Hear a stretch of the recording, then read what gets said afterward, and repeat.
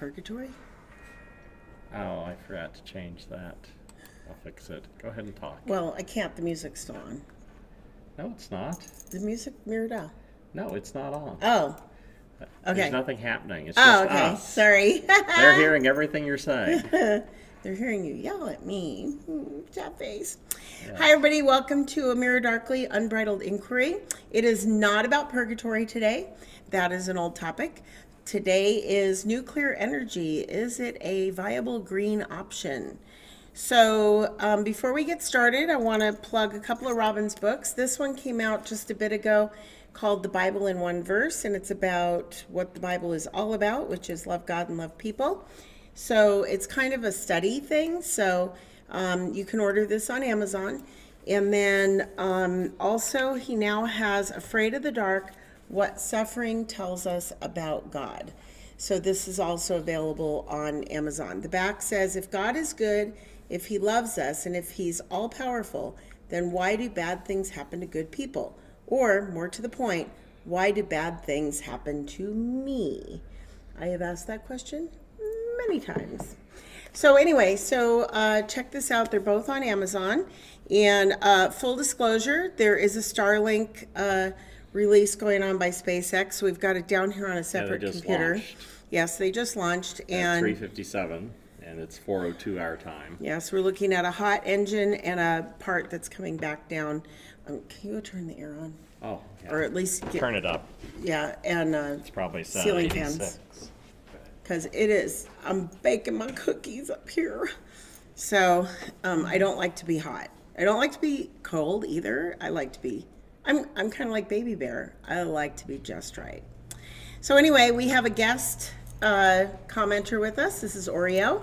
He's back again today because we were just down below. We just got our hairs did. So he's got a new haircut. My hair is colored and all good to go for another 8 weeks. So anyway, so I hope you guys will ask questions and suggest show ideas. And just remember, the only dumb question is a question that doesn't get asked. And we do run the show in 10-minute segments. So at the end of the 10 minutes, any comments or questions, I will read those and we will address them at that point. Yep. So, like I say to my class every morning, let's get this party started. Yes. And for any of you that are curious about what's going on with the SpaceX launch, the first stage has just done its entry burn, and second stage is proceeding towards orbit with no problems. First stage is headed back to its drone ship in the middle of the Atlantic, where it will land, one hopes, in one piece. SpaceX has done this a number of times. They make it look easy, so we shall see. Today's topic is about nuclear energy, and one of the puzzles to me for people that are concerned about the environment, concerned about reducing carbon emissions, is there's a strange reluctance to make use of nuclear power. And the reason for this is an irrational fear of all things nuclear. Partially that's been triggered by various movies and TV shows. Creature feature, giant spider. Yeah, where you have radiation creating monsters, that sort of thing. The first stage just successfully landed on the drone ship. So, loss of signal. Well, on the one side, but on the other side you can see it sitting there. Yeah. The picture from the rocket itself. And the second stage now is in orbit. So about 90 minutes from now they'll release the satellites. What was I going to say? Yeah, people have an irrational fear of radiation. Part of it is the common problem that people have with being afraid of the unknown. Most people do not understand nuclear energy. When they think of nuclear, they think of Hiroshima and Nagasaki.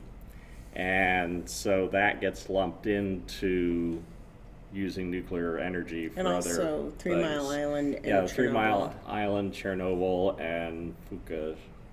What's the name of the Japanese? Fukushima, I think. Whatever it was. The important thing to notice about all of those incidents is, of course, the one in Japan, Fukushima, that happened, the most recent problem. That was due to a tsunami. 3 Mile Island, the power plant had problems, but in both cases nobody died, nor was there any release of radiation from either of those two incidents. The Chernobyl disaster is mostly due to the fact that the Soviet Union was not very careful about how they built their nuclear power plants. They used a design that was insane and was a disaster waiting to happen. No Western nuclear reactors are designed or built the way they made that pile of mess. It's the Yugo of nuclear reactors. Plus, of course, modern technology is considerably better, and so particularly with the what's it called? Version 4. Generation 4 nuclear reactors. He looks at me like I know about this stuff. You've mentioned it before, yes, I have, so I was just trying I don't know that much about it. Remind myself what term I wanted to use. And the reality is that the bones in your body irradiate you more with radiation than what you would get if you lived next to a nuclear power plant, a modern nuclear power plant. Banana puts out more radiation than what a nuclear power plant puts out. Granite countertops. Yes. Just the dirt, that is radium in your soil, irradiates you more. And of course, you've got this huge nuclear reactor up in the sky that gives you sunburns, which also, plus the universe at large, pummels the Earth with radiation. So you're surrounded by it anyway. Plus, most of us have been exposed to like MRI machines and that sort of thing, nuclear medicine. I mean, it's used radiation. MRIs are magnetic, though. They're magnetic. They don't use radiation. They don't use radiation. But you are exposed to X-rays. radioactive things on a regular basis in medical settings. The rovers on Mars, both Curiosity and Perseverance, are powered by nuclear energy. The New Horizons probe that went by Pluto, powered by nuclear energy. Again, perfectly safe. All the United States aircraft carriers and submarines are powered by nuclear reactors. Several years ago, our pastor Don Patterson and I were invited to tour a Los Angeles class nuclear submarine because he happened to know the captain or somebody that worked on the submarine. And one of the interesting things that they pointed out was the nuclear reactor in that submarine, which is, the sub's pretty big, but the reactor is a small percentage of the size of the sub. It produces enough electricity that would have been able to power San Diego, which is where... For how long? Like for a year or two. Oh, okay. The nuclear reactors in submarines and on aircraft carriers, they only have to refuel them once every 20 years, which is pretty cool. Imagine if your car ran on nuclear. Yes, you could just drive forever. Mr. Fusion. Yeah, except this is fission. Oh, okay. Now, one of the things that people worry... Gone fishing. One of the things that people worry about with fission is the fact that you do have leftovers, and the leftovers are very radioactive. And again, people freak out over radioactivity. And so they imagine that, this is going to somehow poison the environment.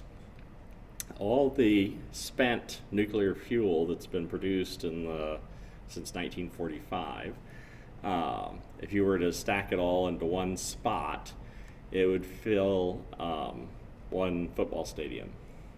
So it's not a huge amount, relatively speaking, compared to the size of the planet or even compared to the size of your city or state. Although football field is a fairly good sized thing. But if you had nuclear reactors all around the world, if every country Yeah. was using them, you'd have a lot more. You'd have more. But it's also important to note that the Generation 4 reactors reuse their own waste materials. So there's really no waste at all. Right. And the places where the waste is buried have never leaked. Yeah. They've never had an accident with them. They have been perfectly safe. So Yeah, so the fears really are due to not understanding things and just our tendency to be afraid of things that we don't understand. And that's an unfortunate fact that people are afraid of them. The consequence of this irrational fear is that you have an enormous barrier then to being able to produce more nuclear reactors to take care of our electric needs. And because of all the regulations, it gets very expensive and takes a very long time to try to build a new nuclear reactor. one of the things too that is true of the previous generations of nuclear reactors, there's no one set footprint for them.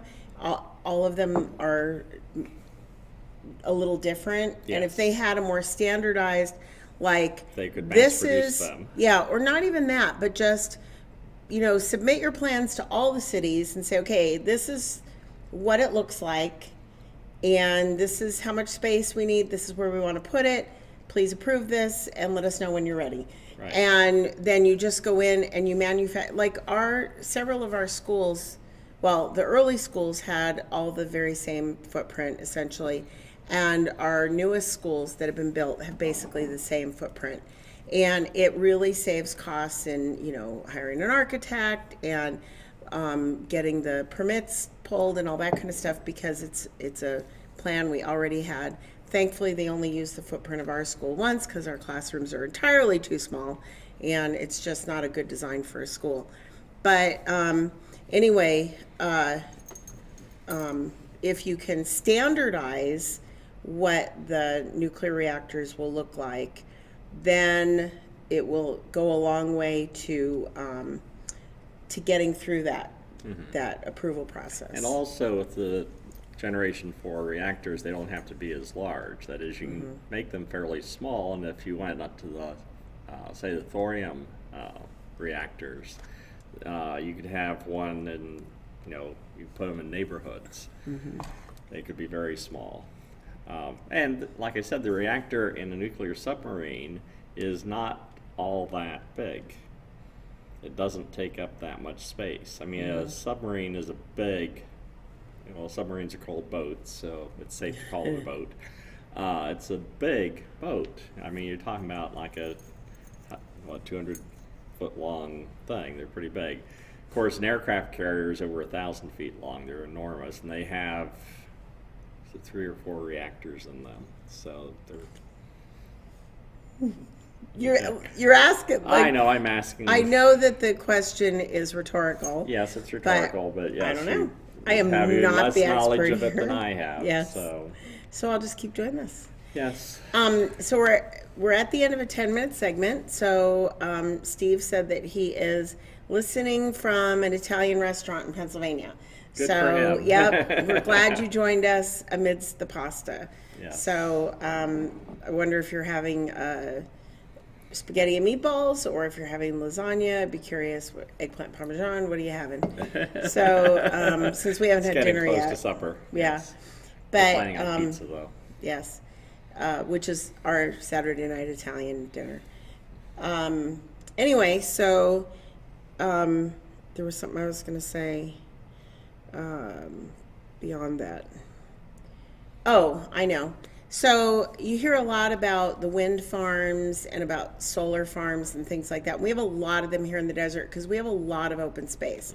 They're the trees well that we for have us. technically are not trees, but the things that resemble trees are pretty few and far between. Like you get stands of Joshua trees like in groups because they clone themselves. They don't grow well by seeds. So you get like clumps of Joshua trees, but they're not super tall. They're maybe like, 8 or 10 feet tall mostly. Usually, although the one that we have here behind the church is enormous. Yeah, but it's a couple thousand years old. Yeah.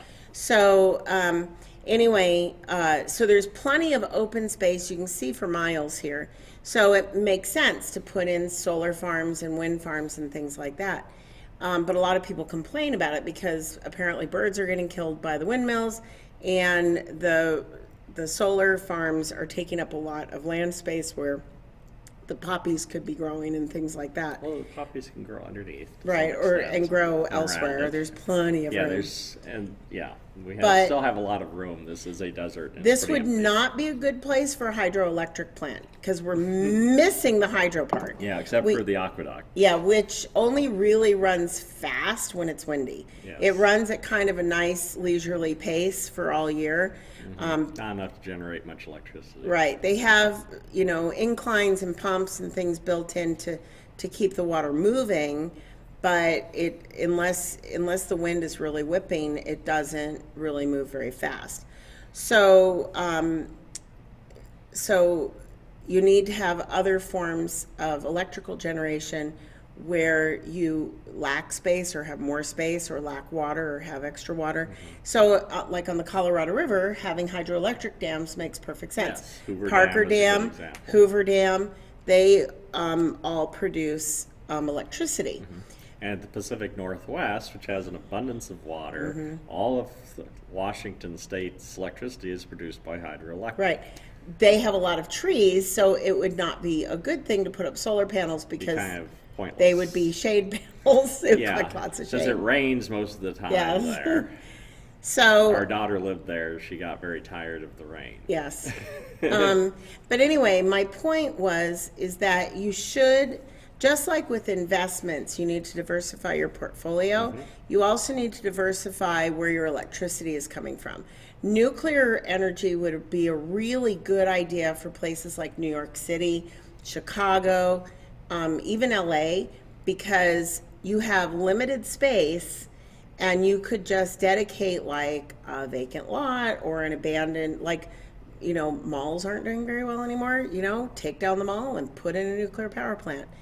And it could, you could have electricity after you get over the initial cost of the nuclear power plant relatively inexpensively. Yeah. And then you're not... They run for a long time before you have to refuel them. Right. And you're not dependent on one particular kind of electricity. Now, one of the issues that we deal with in the West the last few years, thanks to Governor Gruesome, is where people are doing without electricity on extremely hot, windy days because of speaking of wind, we're getting a lot of wind today. Although it's been steady. It's been pretty steady, although it did just freeze up. So we have this little line that comes out to the church because we're in a rural area. So when it's real windy and the wind's blowing the right direction, see, YouTube is having issues. You'll get some lag in the broadcast, and we apologize for that, but there's not much we can do. Anyway, what was I talking about? Diversifying the energy. Right. And fires. Oh, fires, yeah, because we've been having a lot of wildfires, and this summer is supposed to be really bad. Well, I'm a little puzzled how it will be since we didn't get much rain, so what is it going to burn? Well, there's still lots There's to still stuff burn. to We burn. still have forests and stuff, I huh? suppose. And like for 2 or 3 months last summer, we could not go walking because the smoke was so bad in the air. So there is still a lot to burn. There's a lot of land area in California. True. But anyway, you got me sidetracked.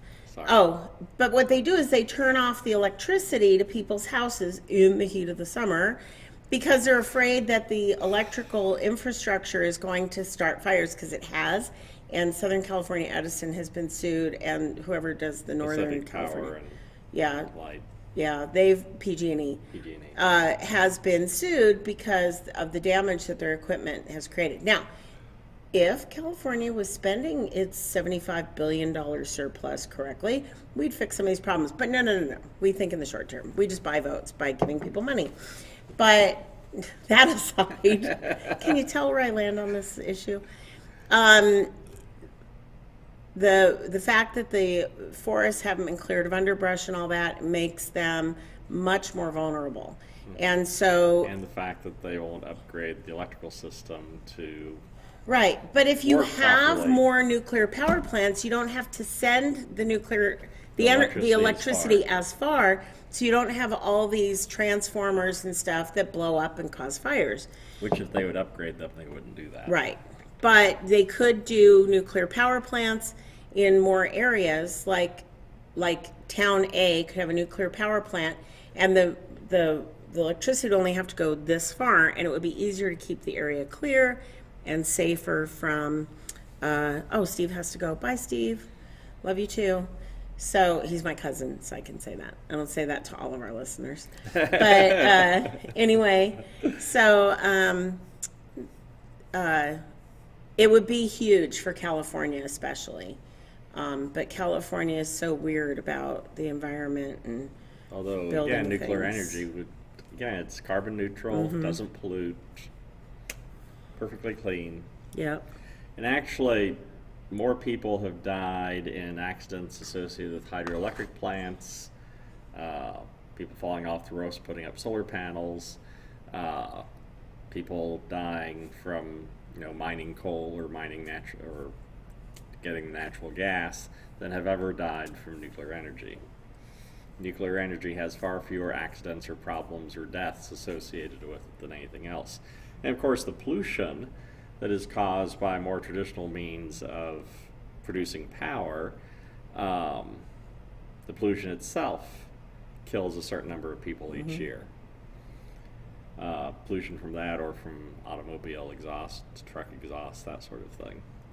So, anyway, it just is a puzzle that we have this particular solution that would solve a lot of the issues, and a lot of people are unwilling to go there. Now, not all people are unwilling to go there. There is a sizable number of both environmentalists and scientists who are trying to encourage adoption of nuclear energy, but a lot of people are still very resistant, particularly people in places of power, politicians. So, because politicians are not people that like to take any kind of risk. They would prefer to do whatever will What's more keep their expedient? popularity up in the short term. Right. That is, politicians tend to be very short term in their thinking. And Basically, whenever their next reelection Yes. is. so, and of course, the system was designed that way. That is, people, House of Representatives, they only have 2 years. Senate has 6. President has 4. Supreme Court, lifetime.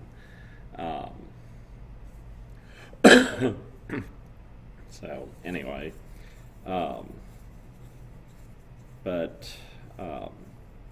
Nuclear energy would be one prong of a solution to thinking in terms of climate change, carbon release, all of those sorts of things, limiting pollution. It's a good way of work. It's one of the ways it would work well, and particularly in areas where you can't use or where solar would not be overly practical. Could you power airplanes with nuclear energy? Actually, yes. The Air Force looked into that. One of the problems, though, like with an aircraft, is that although crashes are rare, When they do happen, it would they be do disastrous. happen, it would be disastrous because it spread radioactive material over a wide area. That was one of the concerns that some people had with the nuclear power that was used in the various space probes. However, that kind of it's not really a nuclear reactor. What it is it has this thing of nuclear producing energy thing here, and it's kind of like a battery, and it causes heat and it generates electricity, but there's really no moving parts in it. And it's packaged in such a way that even if the rocket exploded, it's not going to release any bad stuff into the environment. Unlike a nuclear reactor where it's a little bit more problematic, particularly if you had it in aircraft, where the containment thing would splatter. They've also thought in terms of creating nuclear-powered spaceships, where you would have the nuclear reactor, but it would be once the thing's in orbit. Now, there was a system that was developed back starting in the late 50s, early 60s, called Orion, and it was essentially a nuclear repulsed rocket. If you want to put it in terms that don't freak people out completely, what it actually did is that you had lots and lots of little tiny nuclear bombs in it, and you drop them out the back end of the rocket, which had this huge pusher plate on it. It would explode and push the rocket, and they'd just keep dropping these things out and power the thing. You could launch an enormously large rocket that would be incredibly fast. What was the downside to this? Well, you've got a bunch of nuclear bombs going off in the atmosphere as it's going into space. They actually figured out that the amount of radiation being released wouldn't be all that much. And of course, during the time they were developing this, we were doing testing of nuclear weapons in the atmosphere. And so, but with the Nuclear Test Ban Treaty, that kind of put a kibosh on that. But it would have worked very well. They actually tested it not with nuclear weapons, but they took a much smaller thing and had Mentos and Coke? Not exactly, but like firecrackers. Dropping Mentos into a pan of Coke? Like dropping little bits of dynamite. And yeah, it worked really well. Could they use traditional fuel to get out of the atmosphere first? Yeah, in fact. And start dropping bombs? And then start doing it once it's in orbit. Right. Yeah, you could do it that way.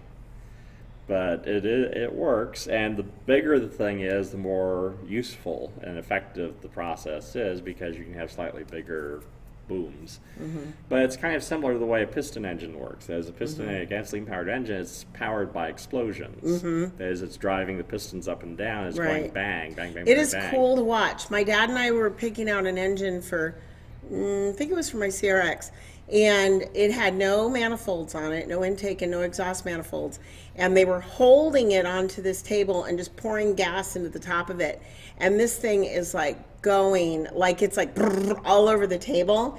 But you could see inside the fire and explosions. Like I will never, that memory is burned into my brain forever. It was incredible the amount of force that was inside there and the explosions that were going on. And so this nuclear pulse rocket would essentially be like it's an external combustion engine essentially, but it's basically the same principle behind a normal piston-driven engine. And it'd just be dropping these things very rapidly and power and so you get to Saturn, for instance, which was one of the things they talked about doing with it, within a matter of weeks. The thing would be that quick. Because right now we don't have anything that will get us to Saturn. Not in that time frame. How long does it take to get to Saturn now? It'd take a couple of years to get to Saturn now with what we have.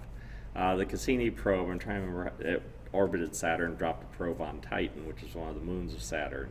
I forget, but it took it a couple of years. I mean, it took New Horizons, which went to Pluto. I think it took it a good 5 to 7 years to get out there. And that was the fastest space probe ever up to that point. It has since been beaten by the Parker Solar Probe, which is orbiting very close to the Sun and doing important research there. Its top speed at this point was 300-something thousand miles per hour. Wow. The fastest that New Horizons went, I think, was around 75 or 80,000 miles an hour, which is very fast, obviously. So anyway, but yeah, nuclear, and if you think in terms of going interstellar, you've got two options. One would be nuclear of some sort, or one of the other proposals has been solar sails. And there is a wealthy billionaire that's pouring a lot of money, not Elon Musk. He's pouring his money elsewhere. Yes. But different, like over here. Yes, but a different rich person it's called Starshot. I remember the name Moonshot? of it. No, it's Starshot. But anyway, the idea is building a whole bunch of relatively small solar powered or light powered light sail ships. And then you can either have the sun do it, or what this proposal is to use high-powered lasers to get them moving quickly and get them up to like a tiny fraction of the speed of light, so you can get to Alpha Centauri, for instance, within about 50 years. Wow. But a nuclear ship would do it that length of time or faster, particularly if you could keep the thing powered for the whole time. Right. Well, if it can reuse its own waste, that would be... It eventually would use it all up. Yeah, but that would be a really long time. Yeah, but if you could have the thing going at 1G for, for 5 or 10 years, you'd really get quite close to the speed of light. You'd never get to the speed of light, but you'd get quite fast. And so you get to enjoy relativistic effects. If we could find dilithium crystals, that would help matters a lot. If we could develop warp drive. Yes. If Alcubierre's ideas are workable. But at this point, it's all theoretical. But yeah, nuclear energy has great potential. And a lot of that potential simply has not been explored or developed to a large extent because of fear. Because people always equate nuclear power to nuclear weapons. And giant spiders. And giant spiders, and they're not the same. And you think in terms of like gasoline. Gasoline can be very explosive. You could make weapons out of gasoline if you wanted to. Molotov cocktails. Molotov cocktails. Flamethrowers. But we're not afraid of gasoline. That is, we still use it. Most people, that's what powers their vehicles, and they don't think twice about having this rather explosive stuff in their gas tank. The difference between a Molotov cocktail and your automobile is similar to the difference between a nuclear weapon and a nuclear reactor. Nuclear reactors cannot, under any circumstances, blow up. It's simply not possible because of the way they work. And the difference in the fuel that's used in a nuclear reactor versus what's used in an atomic bomb. And it has to do with several factors, one of which is just the purification that's done to create nuclear or atomic bomb grade material. As one of the problems with what the Iranians are doing is that they are purifying their radioactive material to levels that are unnecessary, in fact are not useful for nuclear reactors. That is, the only thing you can use what they are trying to create is to make bombs. Because the fuel that what you use to make a bomb doesn't work for a nuclear reactor. And the way a nuclear bomb works is that you, for instance, uranium is normally uranium-238. There is a tiny percentage of that is uranium-235. And what you do to create bomb-grade material is to concentrate the amount of uranium-235 that you have, which is the more unstable element. And it's so unstable that if you have a certain amount of it in one spot, it's going to blow up. As you don't have to do anything to make it blow up. It will just do that. And so the way they make a bomb is they have two lumps of the material, and to make the bomb happen, you slam them together very quickly. And then you have enough in one spot for a brief enough time that it goes kaboom. The hard part of making a nuclear weapon is getting the purified uranium. For a nuclear reactor, what you have is less pure material, and then it's regulated so far as how strong the reactions are by graphite rods that are either pushed in or pulled out of the nuclear pile. Nuclear reactions of the sort that you would have happen in a nuclear reactor actually can happen naturally. There's a place in Africa, a few years ago, they discovered that it didn't have the percentages of the types of uranium in it that you would expect in a natural setting. And what they found out is that many years ago, the thing had started just going on its own. It was a natural nuclear reactor, and it had burned uranium for several thousand years all by itself. Again, it's not a scary thing to do nuclear reactions. It is quite safe.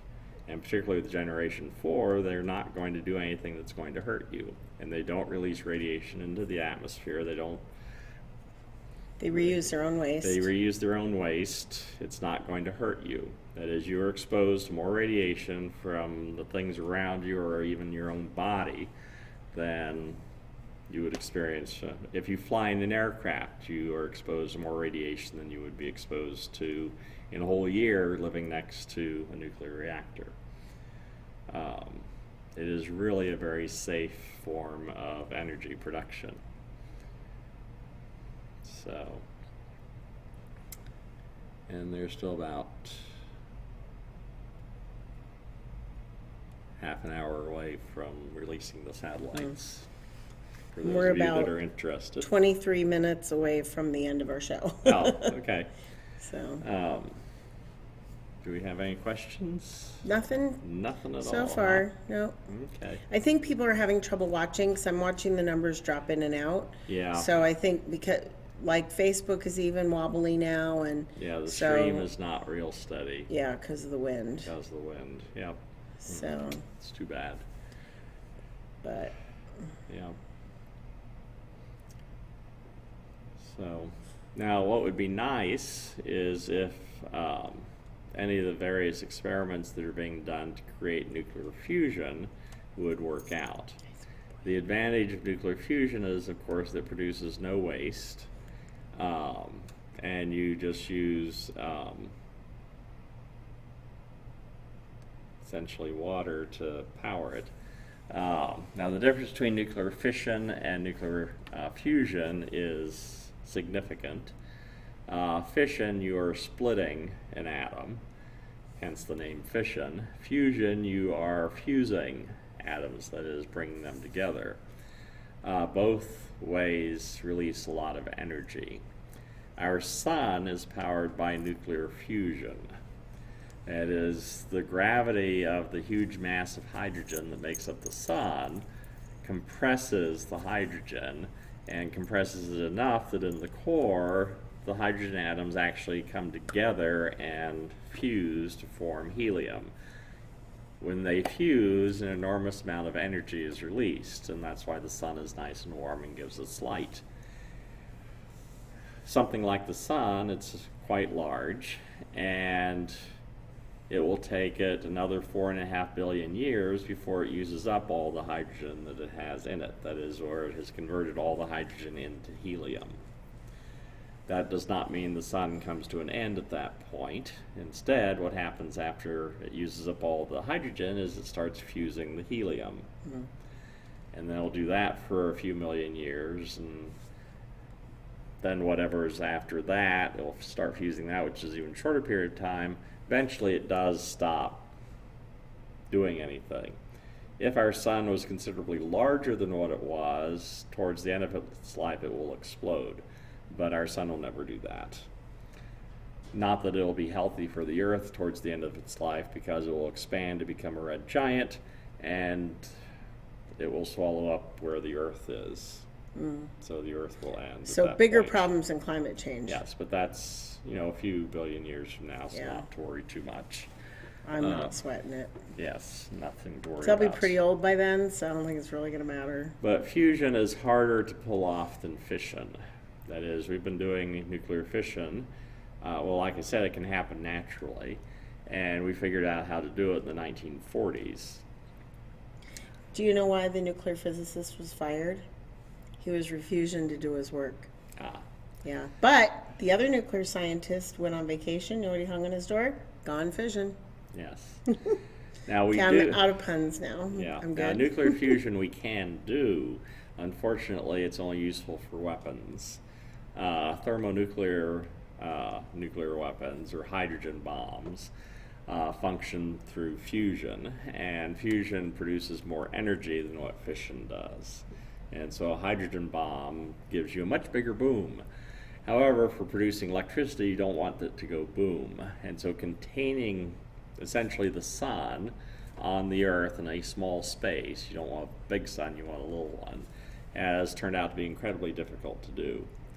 And so for the last 50 years, it's always been, in 10 more years, we will have nuclear fusion, and it still hasn't happened. Just like in 30 years, we're going to have a major earthquake, and Right. California's going to fall in the ocean. Yeah, and so there's 2 or 3 different ways that people have come up with Oh, for it's a text from a teacher. Sorry. 2 or 3 different ways that scientists have imagined might be useful for producing self-contained fusion reactions. The other aspect of it too is you want the reaction to produce more energy than what you have to put in to make the thing happen. And so you've got what's called a tokamak fusion containment, which is magnetic, and then you also have laser contained fusion reactions. You can't have a physical thing that contains the reaction because it would melt. The sun is very hot. A small nuclear reaction is also very, very hot, and there's nothing physical that can contain it. And so you contain it with a magnetic field or with lasers. But you have to compress the material, which takes energy, and you want it to produce more energy than what you're putting into it, and they haven't managed that quite yet. They have come close.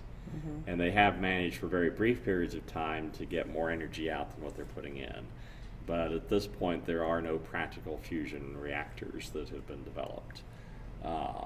Again, perhaps within the next 10 years, they'll come up with something. Yep. Uh, Or the 10 years after that. Yes, Or but 10 the years advantage after of a fusion reaction is that you end up with unlimited power forever with a fusion reactor. Because uranium, there's only so much of it. I mean, it lasts us thousands and thousands of years. Right. But it's not a renewable But it's not a resource. renewable resource. Well, not in a reasonable amount of time. Right. Stars do produce uranium eventually. All the heavier elements in our universe are the consequence of nuclear reactions that have gone on in stars. Supernova explosions have the side benefit. Actually, they have no other benefit because the star is blowing up. But it's from supernova explosions that you get all the heavy elements. That is, everything that the Earth is made out of and that we're used to is from previous explosions of nuclear energy, of stars blowing up. Your thing died. Yes, it ran out of power. Mm-hmm. Oh well.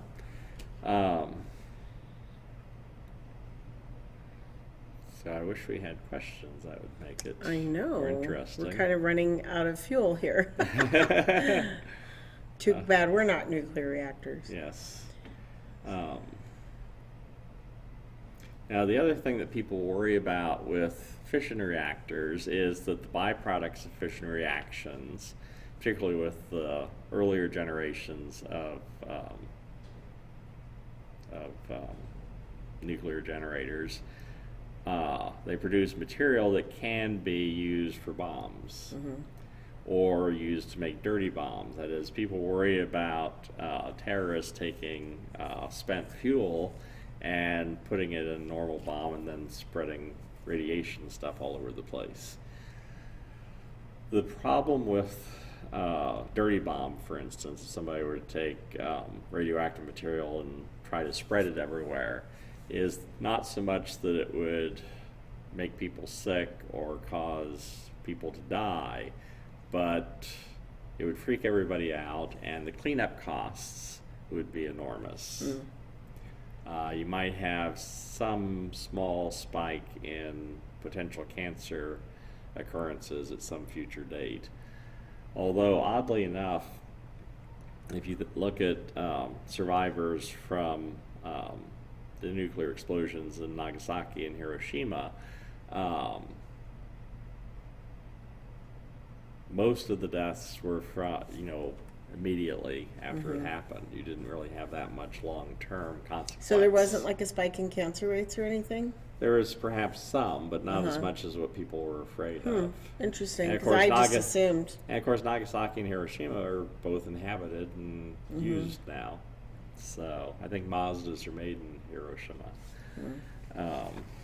One of the major Japanese. Mazda's Japanese for kaboom? No, just kidding. One of the major Japanese manufacturers of automobiles. They have a plant in Hiroshima or Nagasaki, one or the other. I forget now which. But yeah, they're both. You can go there as tourists. They're functioning, normal cities. Which again you would think that people would look at that and think, well, maybe radiation is not as hazardous as what people are afraid it is. Well, like sharks. I was watching Outdaughtered, and their oldest daughter she has an irrational fear of sharks, and it really keeps her from enjoying herself. Both parents are scuba divers, and then they were taking the girls snorkeling in the Florida Keys, and the oldest one wouldn't go in, so the Quints didn't want to go in either because their big sister was scared. Eventually, they got 2 of the Quints to go in, and then most of the other kids followed. 2 Quints stayed out. But they got most of their kids in to snorkel, but they're really afraid of sharks. And my kids we were watching really good videos, Nat Geo Kids. If you watch What Sam Sees on YouTube, really good videos on ocean creatures and stuff. She scuba dives, and she interviews people from like rescue organizations that work with different sea life and stuff. Anyway, we're learning about lionfish. And lionfish in the Atlantic don't have any predators, and they don't have any diseases or parasites that will kill them off. So the amount of lionfish growing in the area of the Keys is like, it's exploding because they have no predators. They are the apex predator there. And my kids kept saying, well, what about the sharks? I said, well, first of all, if your lunch has poisonous spines, you're probably going to go, no, that killed my brother Frank. I'm not going to take a bite out of that guy. And it's possible that it's not on their menu of things that they'll eat too. And then the kids go, yeah, but they eat people. And so I'd explain to them that sharks do not go, oh, look, human, today's special. They think that you're a seal. When you're on a surfboard or a boogie board and you're up on the top of the water, they're looking from down below. They see this roundish body with little tiny fins, and they think, oh, that's a seal, and they go for it and find out it's surfboard and human. Now, because they're hungry, they'll eat. And that's the other thing, too, is that sharks aren't murderers. They're just hungry, and they eat because they're hungry. So, people feel that same way about nuclear energy or nuclear in any form, just it's out to get me. It's not out to get you. It's like fire. A safe distance from it, it will warm you. A not safe distance, you're in big trouble.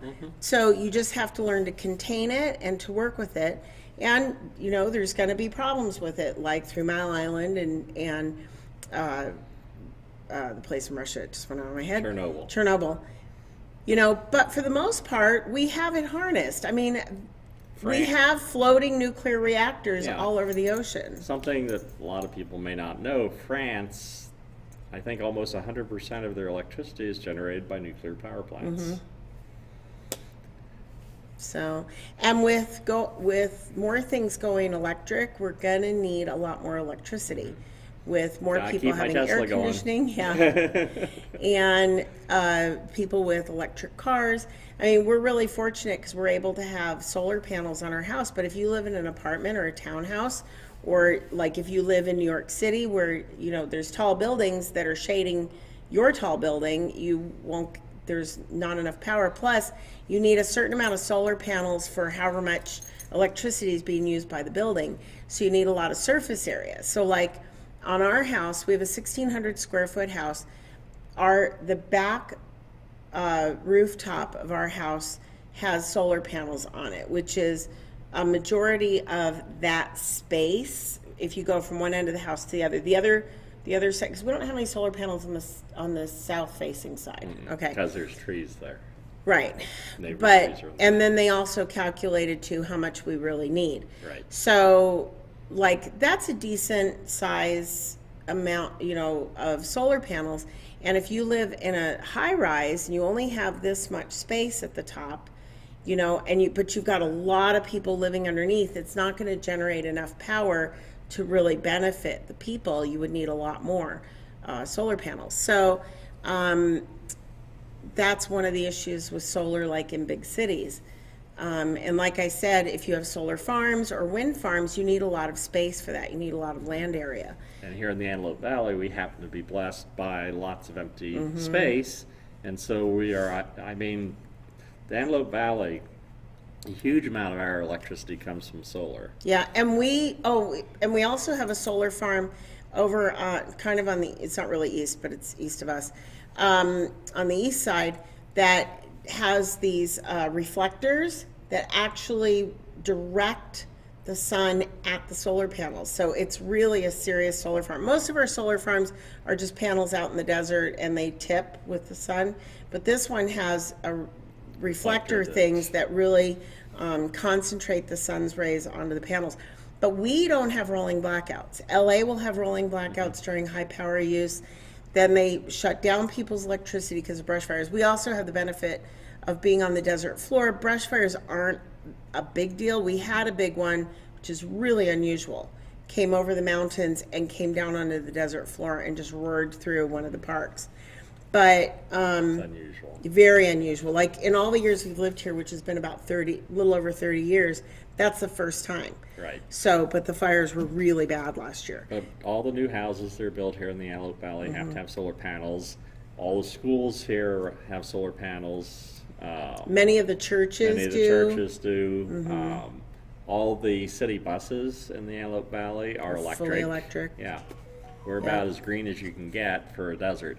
Yeah. We're not green in actual color, No. but in our electrical use. In our electrical use. Yeah. But we have those and then we've benefits got of the- space and lots of And then sun, we've got a lot of wind power too, because Antelope Valley is incredibly windy. which is why Which our is why feed our isn't feed so is so great bad. today. But it's good for the wind farms. There was a meme going around that we wouldn't have so much wind in the Antelope Valley if they'd turn off the fans. So, but the prison over here Yeah, even the prison. has a solar farm and it has one windmill. Yeah. And because they have to have a certain amount of land area around it, like, so in case people escape, they can catch them before they get to the houses. Yes. And so they're on a big 1 mile square piece of land. And also the juvenile hall is there, and also dog prison is there. So, kid prison, dog prison, grown-up prison. That's what I told my kids when they were little. I said, you don't want to be on this piece of land because it's dog prison, kid prison, and adult prison. Yes. But where the prison is, they're using green energy as well. So, which is good because we want to make sure those lights stay on at night and that people aren't just randomly escaping because the sirens aren't working because there's no electricity. Yes. So, I would like to see a move toward nuclear power. So if you like the idea of nuclear power, write to your state legislators, and also write to your Congress critter at the national level, federal level, because that's the way it's going to happen. Talk to your friends. If you have any friends that are interested, have them write letters and call too. You can call. You get a, like, not them on the phone, but they do pass the messages along. Yeah, or at least the number of people on each given Right. topic. Right. But part of the problem with the use of nuclear energy in the United States is regulatory. And just it's incredibly difficult to make it happen. And so if the regulations were improved, we could have more nuclear energy, and we'd end up both being able to get rid of like coal-fired plants and that sort of thing, And so, again, reduce our greenhouse gases and Right. also have enough electricity so we don't have rolling brownouts or any other issues. Right. And another issue here in California, anyway, is if you want to put in a hydroelectric plant, there's some little fish about this big that is just one little guy with his little wife and his little kids, and the whole state will get up in arms about putting in a hydroelectric plant because this one little family of fish lives in that spot. Yes. So it's really hard even to get hydroelectric plants built. So if you just do nuclear, you do it out in the middle of somewhere, Like you here know. in the Antelope Valley. Yeah, We got plenty of space. but you know, it would solve a lot of problems. Yeah. So, Okay. So for those of you that may be interested in the SpaceX launch, they have done their second orbital burn to get the satellites in the right position, orbital-wise, and they will be releasing the satellites in not too much longer. okay, so next week our topic is, Next week our topic is, I got it up here somewhere, there. okay, is U.S. immigration policy in a good place? That'll be a short discussion. No, I'm kidding. Okay, so we'll be talking about U.S. immigration policy next week. And I'd like to remind you that there are 2 books available if you're interested. Oreo, don't fall off my lap.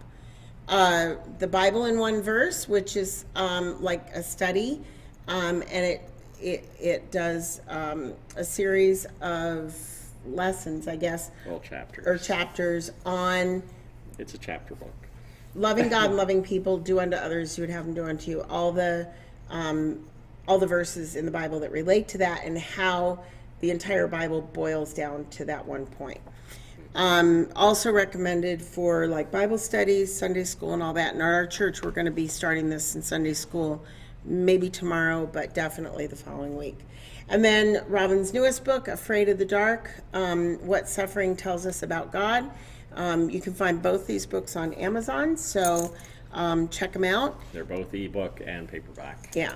So anyway, thank you for joining us today. We'll be back next Saturday. We're here every Saturday, except for the Saturdays we're not, at 4 o'clock. And we did make it in today. We drove in from out of town to be here on Yes. time. So it worked out And well. we have church tomorrow. In our electric car, nonetheless. Yes. So, and if you're looking for a place to worship, Quartz Hill Community Church is open for in-person worship, and we are live streaming as well. Let's hope and pray the wind's not as bad tomorrow. But if it is, oh well. And it's all up to God anyway, ultimately. So, anyway, so join us tomorrow for Robin's continuing series on Jonah. Be chapter 2. Yes, last Sunday was really good, if I do say so myself. And She's not biased. no, not at all. I don't really like this guy. I just like his sermons and his discussions. Just kidding. So, Well, yeah. No, you just like being able to sleep. oh, through the service. I can't because I'm trying to track you on the camera, Yeah, but we're run doing- the slides. I get a lot of steps What going did back you and tell forth me in the when sound we were booth. first married? Yeah, can you talk so I can fall asleep? Because I found his voice comforting. My dad, I used to lean on my dad's chest and listen to him talk, like on late nights when he'd be discussing Bible stuff with people. And that sound of a man's voice through his chest just is very comforting to me. And so I was tired, but I couldn't fall asleep yet, and I needed a distraction, so I asked him to talk so I could go to sleep. Please bore me to death. I didn't ask to die. I just wanted to go to sleep. Yes. So I you did. wasn't asking you to bore me. Just help me slip off into sleep. So anyway, so we'll see you guys next Saturday. And wave bye, Oreo. Bye. Thanks for joining us. There. You are a sleepy dog. Yes.